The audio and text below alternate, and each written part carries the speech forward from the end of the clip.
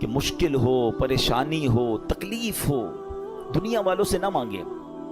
ایک یہ بھی بڑا پرابلم ہو گیا ہے کہ آج تھوڑا سا پرابلم ہو تو دوسروں سے مدد مانگنے نکل پڑتے ہیں۔ نہیں، خودداری یہ ہے کہ میری پرابلم میں جانوں، میرا رب جانے۔ کسی کا احسان کیوں اٹھائیں، کسی کو حالات کیوں بتائیں، تم ہی سے مانگیں گے تم ہی دو گے، تمہارے در سے ہی لو لگی ہے۔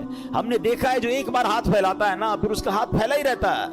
اللہ سے ہمیشہ دعا کرنا، اے اللہ ہمیں صرف دینے والا ہاتھ عطا فرما، کبھی مانگنے والا ہاتھ نہ عطا فرما۔ مشکل آتی ہے انسان پر، کوشش کرے کہ کسی کی مدد نہ لینی پڑے۔ اللہ اور اس کے رسول اپنے معاملات کم کر دیں، اپنے خرچے کم کریں، اپنے معاملات کو جتنا ہو سکے منیمائز کر دیں، تو کسی سے مدد نہ مانگیں۔ اور یہی اسلام کو مطلوب ہے کہ بندہ خودداری کے ساتھ چلے۔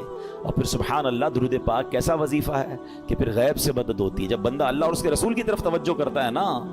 شاعر کہتے ہیں نا، ہر درد کی دوا ہے، ہر درد کی دوا ہے صلی علی محمد، تعویذ ہر بلا ہے صلی علی محمد صلی اللہ علیہ وسلم۔ تو ہمیں درود پاک کثرت سے پڑھنا ہے۔ اور ادھر امیر آدمی کے ساتھ کیا ہوا کہ آل رسول کی خدمت، سید زادگان کی خدمت کی تو اللہ نے اسے ایمان کی دولت عطا فرما دی۔ تو یہ بھی اپنی زندگی کا حصہ بنائیں۔ میں مشورہ دوں گا، میرے پیر و مرشد امیر اہل سنت، فاؤنڈر آف دعوت اسلامی، مولانا محمد الیاس عطار قادری صاحب بڑی پیاری توجہ دلاتے ہیں۔ آپ فرماتے ہیں جس نبی کے در کا صدقہ ہم کھاتے ہیں نا، ان کی آل کی خدمت کیا کرو، وہاں سے اور عطا کیا جائے گا۔ تو ہمیں کیا کرنا چاہیے، اپنی انکم کا پاسبل ہو نا تو 1%، 2% جتنی اللہ نے آپ کو توفیق دی ہے، وہ فقط سید صاحبان کے لیے الگ رکھ لیں۔ اپنے آفس میں ایک اکاؤنٹ کھولیں کہ جناب میری جتنی انکم ہوگی میں اتنا % جو ہے وہ آل رسول کی خدمت کروں گا۔ آپ یہ کر کے دیکھیں، آپ حیران ہو جائیں گے آپ کی روزی میں کتنی برکت آنا شروع ہو جاتی ہے۔ میں آپ کو اس کو لاجیکلی سمجھاتا ہوں۔ کوئی آپ کا دوست ہو، آپ کے گھر پہ آئے، آپ کے بچوں کو تحفہ دے اور بار بار آپ کے بچوں کو گفٹ بھجواتا رہے، آپ کے بچوں کے لیے خیر خواہی کا اظہار کرے، آپ کے بچوں کا خیال رکھے، آپ کو کیسا لگتا ہے کہ ارے میرے بچوں سے کتنا پیار کرتا ہے؟ بچے تو پیار کرتے ہی کریں گے آپ کے اس دوست سے، آپ کو بھی پیار ہو جائے گا۔ مجھے بتائیں نا، کوئی امتی جب نبی پاک کے بچوں سے پیار کرے گا، آقا کی آل کی خدمت کرے گا، تو نبی پاک کو کتنا پیارا لگے گا وہ ہیں۔ پھر وہاں سے ایک نگاہ رحمت ہونی ہے نا۔ سارے بگڑے کام سنور جانے ہیں۔ بریلی کے تاجدار اعلیٰ حضرت یہی تو سمجھاتے ہیں کہ تیری نسل پاک میں ہے بچہ بچہ نور کا، تیری نسل پاک میں ہے بچہ بچہ نور کا، تو ہے عین نور، تیرا سب گھرانہ نور کا۔ سرکار کی آل کی خدمت یہ بہت بڑی سعادت ہے۔ کوئی ایک فیملی ڈھونڈ لیں، کوئی ایک خاندان ڈھونڈ لیں اور بس اس کو باندھ لیں کہ بھئی اب میں نے اس کی خدمت کرنی ہے۔ یہ سمجھ لیں آپ اس کی خدمت ہی کر رہے ہیں، یہ آپ اس کو پیش کر رہے ہیں اور اس کی برکتیں آپ کو ملنا شروع ہو جائیں گی۔ دیکھیں سید صاحبان کا ایک مسئلہ بھی سمجھ لیں۔ آج کے دور میں پرابلم یہ، لوگ پہلے تو زکوٰۃ پوری نہیں نکالتے، زکوٰۃ کے علاوہ پیسے ویسے نہیں دیتے۔ اب سیدوں کو زکوٰۃ ویسے نہیں لگتی، وہ تو مال کا میل ہے نا، میل دو گے کیا مال کا سرکار کی آل کو؟ تو اب وہاں دینا تو صاف پیسہ چاہیے تھا، لوگ صاف پیسہ خرچ ہی نہیں کرتے۔ تو سید صاحبان کہاں جائیں گے؟ جو غریب سید صاحبان ہیں وہ کدھر جائیں گے؟ ہمیں یہ خیال رکھنا ہوگا کہ جیسے میرے بچے ہیں نا، یہ میرے آقا علیہ الصلوۃ والسلام کی اولاد ہے، یہ ان کی نسل میں سے ہیں، تو جس طرح اپنے بچوں کا خیال رکھتے ہو، ایسے کوئی ایک فیملی، کوئی ایک بچے جو ہیں، کچھ بچے سید فیملی کے اپنے ذمے لے لیں اور پھر آپ دیکھیں انشاءاللہ۔ اور آپ غور کریں گے نا، آپ کو آس پاس ہی مل جائیں گے، ایسا نہیں ملیں گے، آپ تھوڑا سا غور کریں گے، ہو سکتا ہے آپ کے ملازمین میں سے کوئی ہوں گے، آپ کے آس پاس پڑوسیوں میں سے کوئی سید فیملی نکل آئے گی۔ تو یہ خدمت کریں اور پھر دیکھیں کہ اس کی برکتیں کیسے نصیب ہوتی ہیں۔ اللہ پاک ہم سب کو آل رسول کا خدمتگار بنا دے۔ وہ پڑھتے ہو نا شجرے میں شعر، دو جہاں میں خادم آل رسول کر دو، جہاں میں خادم آل رسول اللہ کر، حضرت آل رسول مقتدا کے۔ ہاں، جس کو ادھر بھی نوکری آل رسول کی مل گئی نا، پنجتن کی غلامی ادھر مل گئی اور ادھر بھی نوکری مل گئی، اس سے اچھی کون سی نوکری ہے؟ نیازی صاحب لکھتے ہیں نا، مجھ پہ کتنا نیازی کرم ہو گیا، دنیا کہنے لگی پنجتن کا گدا، اس گھرانے کا جب سے میں نوکر ہوا، سب سے اچھی میری نوکری ہو گئی۔ آقا کی آل کا غلام بن جاؤں، ان کا نوکر بن جاؤں، اور کیا چاہیے؟ پھر دیکھو کیسا نوازتے ہیں انشاءاللہ۔ تو نیت کریں انشاءاللہ آل رسول کی خدمت کریں گے۔ दुरूद पाक पढ़ लीजिए मोहब्बत के साथ, सल्लु अलल हबीब अल्लाहुम्मा सल्लि अला सय्यदिना व मौलाना मुहम्मदिन अदद मा फी इल्मिल्लाहि स्वलातन दाइमतन बिदवामि मुल्किल्लाह। शैतान कितना बड़ा दुश्मन है, कुरान पाक आपने पढ़ा सुना होगा, बार बार, एक जगह नहीं कई बार कुरान में फरमाया, इन्नहु लकुम अदुव्वुम मुबीन, शैतान तुम्हारा खुला दुश्मन है। एक जगह इरशाद होता है इन्न शैतान लकुम अदुव्वुन फत्तखिज़ूहु अदुव्वा, फरमाया बेशक शैतान तुम्हारा दुश्मन है और तुम भी इसे अपना दुश्मन समझो। प्रॉब्लम ये कि कुरान बार बार ये समझा रहा है कि तुम्हें उससे दुश्मनी रखनी है, दोस्ती नहीं कर लेनी, उसके वार समझने हैं। देखिए दुनिया का दस्तूर समझिएगा, जब तक एनिमी की चालें नहीं पता होंगी ना, एनिमी के अटैक्स पता नहीं होंगे कि कहां कहां से हमला करता है? कई मुल्कों की फौजें डिजाइन ही उस तरह होती है कि एनिमी के पास कौन सा वेपन है, दुश्मन फौज के पास वेपन, हमारे पास भी उसका तोड़ होना चाहिए, है उसके पास एयरक्राफ्ट कैसे, वैसे ही हमारे पास, जैसे रॉकेट वैसा हमारे पास नेवी जैसी। बंदा यही तो सोच के प्लान करता है कि दुश्मन किधर से अटैक कर सकता है। तो शैतान को तो अल्लाह कुरान में फरमा रहा है तुम्हारा दुश्मन, और तुम भी उसे दुश्मन समझो। मगर बदकिस्मती यह है कि बहुत बड़ी तादाद जो है वो शैतान से दुश्मनी नहीं दोस्ती कर लेते हैं। कितनी बुरी बात है, अल्लाह का भी दुश्मन है, हमारा भी दुश्मन है और उससे दोस्ती कर रहे हैं। कुरान में एक जगह रब इरशाद फरमाता है अफतत्तखिज़ूनहु व ज़ुर्रियतहु औलिया मिन दूनी व हुम लकुम अदुव्व बि'सा लिज़्ज़ालिमीन बदला। फरमाया तो ऐ लोगों, क्या तुम उसे और उसकी औलाद को मेरे सिवा दोस्त बनाते हो, हालांकि वो तुम्हारे दुश्मन हैं। जालिमों के लिए क्या ही बुरा बदला है। अल्लाह फरमाता है वो तुम्हारे दुश्मन है, दोस्त मत बनाना। और ये इतना खतरनाक दुश्मन है, इतना मक्कार दुश्मन है, इसके ऐसे ऐसे वार हैं, आप हैरान हो जाएंगे। शैतान कभी इधर से हमला करता है, कभी उधर से। अच्छा प्रॉब्लम ये कि एक तो शैतान को पहले सीवियर दुश्मन समझना शुरू कर दें। मिसाल के तौर पे आपको कोई ये कह दे कि यार एक बंदा है, उसने प्लान किया है कि आपको मार देगा, आप बताएं कि आप सुकून से सो जाएंगे? आप परेशान हो जाएंगे कि अच्छा मेरी जान लेना चाहता है। हाँ, वो उसने बिना प्लान किया हुआ है कि आपको उड़ा देगा। अब आप पुलिस के पास जाएंगे, आप अपने गार्ड्स रखने की कोशिश करेंगे, मालूमात करेंगे यार उसका प्लान क्या है, कैसे अटैक करेगा। दुनिया में कोई मेरी जान लेना चाहे, जान ले सके ना ले सके, मेरी नींद तो उड़ा देता है। थ्रेट आ जाए तो बंदा, किसी को पर्ची आ जाए, कराची में तो बहुत सारे वाकया चलते रहते हैं ना, हमारे पास ही बेचारे लोग दुआ के लिए आते हैं, भाई फोन आ गया है, फला चीज आ गई है, होता कुछ नहीं है, उस बेचारे की नींद तोड़ जाती है। अल्लाह ताला हम सबको आफियत में रखे, इन जालिमों के जुल्म से बचाए, दहशतगर्दों की दहशतगर्दियों से बचाए। मगर these are all examples for all of us कि ये जब हमारे साथ होता है तो हमारा क्या हाल हो जाता है। अफ्रीका के कई मुल्क जहाँ किडनैप की धमकियां और पता नहीं क्या क्या चल रहा होता है दुनिया में। अच्छा आप में से कुछ लोग होंगे कहेंगे यार मुझे तो कोई धमकी नहीं आई, अल्लाह का शुक्र, अल्लाह करे कभी आए भी ना आपको। मगर ये वाली दुश्मनी तो कुरान ने बता दी है ना, ये धमकी तो आपके पास मौजूद है, ये अटैक, और ये दुश्मन आपका भी है। वो दुश्मन हो ना हो, ये दुश्मन सबका है। कुरान कह रहा है तुम्हारा खुला दुश्मन है। क्या इसके लिए कोई प्लानिंग की, इससे बचने का कोई गौर किया, इसके लिए किसी के पास गए कि यार ये किधर किधर से हमला कर सकता है? मुझे एक बात बताएं, कोई मेरी जान ले सकता है दुनिया में, मेरी दौलत ले सकता है, मगर ये सब चीजें कम है, शैतान मेरा ईमान ले सकता है। उससे कीमती चीज कोई नहीं है मेरे पास, है? अगर ईमान ही चला गया तो फिर क्या है मेरे पास? वो एक्चुअल उसका जो अल्टीमेट गोल है ना शैतान का, ये समझना होगा।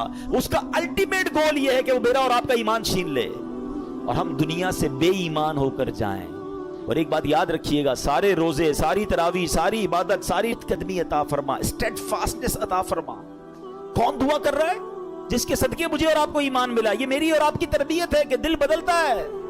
अल्लाह से मांगो कि मरते वक्त कल्बे सलीम रहे, ईमान की हालत में दुनिया से जाऊं। ऐ ईमान वालों, अल्लाह से डरो और नहीं मरना मगर मुसलमान। ये जुमला कैसा है यार? अगर ये आयत को समझ लें कि कहा जा रहा है मरना है मगर मुसलमान, ये इसका मतलब ये हुआ कि मेरी और आपकी जिंदगी का जो मेन टारगेट होना चाहिए ना, कि इधर से कोई छीनने की कोशिश कर रहा है, इधर से मेरा ईमान छीनने की कोशिश कर रहा है। एक्चुअली शैतान हमारे सामने अपने असली रूप में नहीं आता, उसके चेले आते हैं, उसके चेले चपाटे। अब हर तरह के लोग निकले हुए ना, कभी चैनल पर, सोशल मीडिया पर कोई कुरान का अंदाज बयान कर रहा है, कोई दीन का नया अंदाज लेकर आया है, कहीं ना कहीं से अटैक करके आपका ईमान छीनना चाहता है।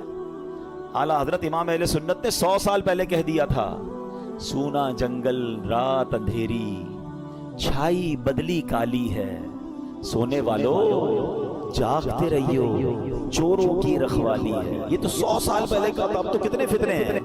पता है आला हजरत ने क्या कहा? आंख से काजल साफ चुरा लें या वो चोर बला के हैं, तेरी गठड़ी ताकी है और तूने नींद निकाली है। ہمیں پتہ ہی نہیں ہے، لوگ ہمارے ایمان کے پیچھے پڑے. ہم کہتے ہیں یار میں تو اس کی بھی سنتا ہوں، میں تو اس کی بھی سنتا ہوں، میں بد مذہبوں کے ساتھ بھی بیٹھتا ہوں، کچھ غیر مسلم دوست بھی بنائے ہوئے ہیں، میں سب کے ساتھ بیٹھتا ہوں. جناب نہیں، ایمان بچانا ہے تو ایسی محفلوں، ایسی گیدرنگز کو چھوڑنا ہوگا. سب کی نہیں سننی ہے.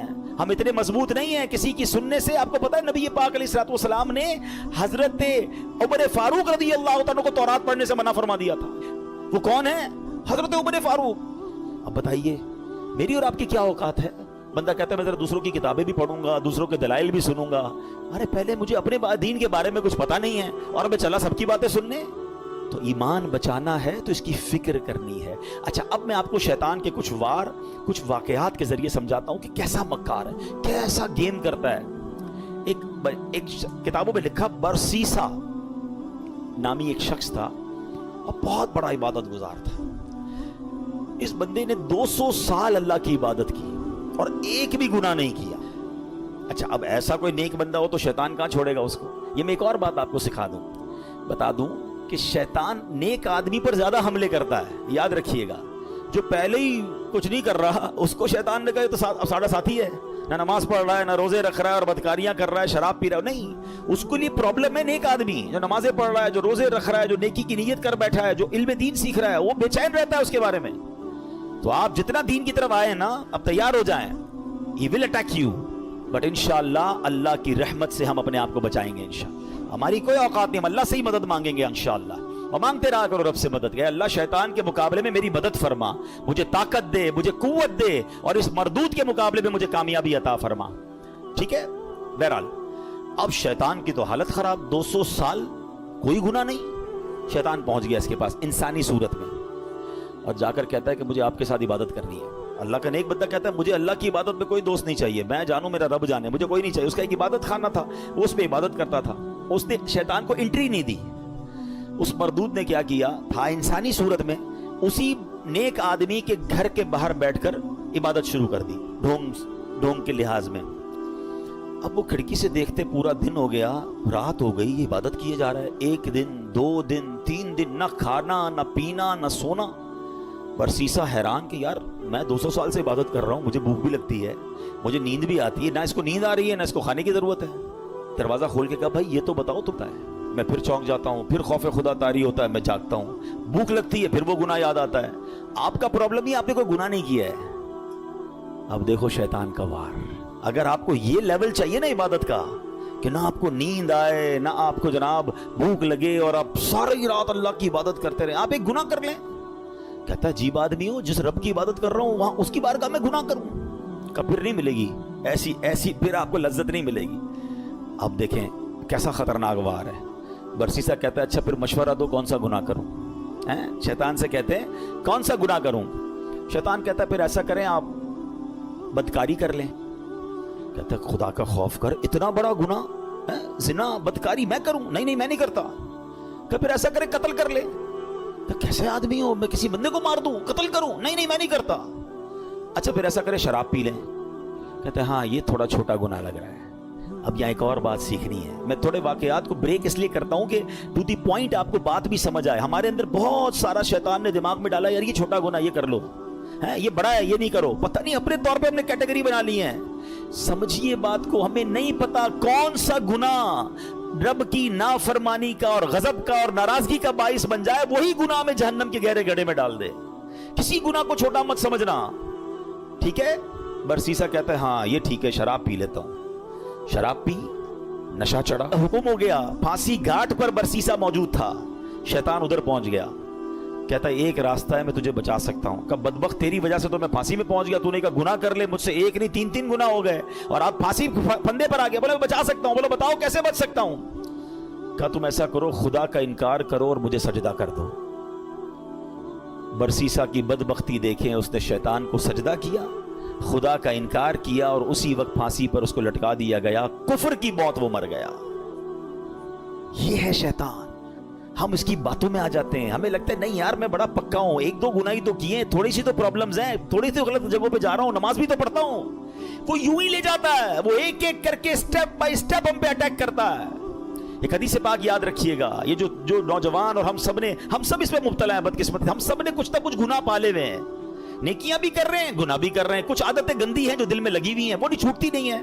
मैं आपको प्रॉब्लम बताऊं क्या है, पहले हदीस सुन ले फिर आपको प्रॉब्लम समझाता हूं। हदीस पाक का खुलासा है, जब बंदा एक गुनाह करता है ना, उसके दिल पर एक सिया नुक्ता लगा दिया जाता है, दूसरा करता है तो दूसरा नुक्ता हो जाता है, तीसरा करता है तीसरा हो जाता है, एक वक्त आता है कि उसका पूरा दिल ही सिया हो जाता है। अब उस पर हिदायत की कोई बात असर नहीं करती है। अब प्रॉब्लम पता है क्या है, हम में से कई ऐसे हैं, नमाजें भी पढ़ रहे हैं, बाजू का तिलावत भी कर रहे हैं, रोजे भी रख रहे हैं, मगर हराम काम भी साथ कर रहे हैं। कोई बदरिगाई कर रहा है, कोई बुरी दोस्तियां लगाए बैठा है, माद अल्लाह कोई और गलत काम कर रहा है। हम ये दोनों चीजों को साथ लेके चल रहे हैं। एक बात याद रखिएगा, दिल है ना, ये प्याले की मानिंद है, हैं? इस प्याले में आप गंदगी भी डाल रहे हैं और दूध भी डाल रहे हैं। दूध का क्या हाल हो रहा होगा? किसी प्याले में शरबत में आप पेशाब भी डालें, थोड़ा सा गोबर भी डालें और फिर रूह अफ़ज़ा भी डाल दें, शरबत भी डाल दें, तो क्या बनेगा? उसका बेड़ा गर्क ही हो जाएगा ना। ये जो मुझे और आपको सजदों की लज्जत नहीं मिल रही ना, मुझे और आपको जो इबादत का नूर नहीं मिल रहा, मेरी आंखों से जो आंसू नहीं बह रहे, मुझे दुआ का जो लुत्फ नहीं आ रहा, इसकी बड़ी वजह यह है, हम नमाज तो पढ़ रहे हैं मगर गुनाह नहीं छोड़ रहे। जिस दिन आपने गुनाह छोड़े, इस प्याले को साफ किया, इस दिल को क्लीन किया, आपको हर सजदा इंशाअल्लाह बरकत अता फरमाएगा। आप दुआ करोगे, आपके आंसू बहेंगे, आप दुरूद पढ़ोगे, आप मदीने की याद में खो जाओगे, क्योंकि इबादत का नूर मिलना शुरू हो जाएगा। हम दोनों चीजों को साथ लेकर चल रहे हैं, जुल्मत और नूर साथ नहीं चलते। पहले दिल को इन गंदगियों से पाक करें, फिर देखें आपको इबादत का नूर कैसे मिलता है।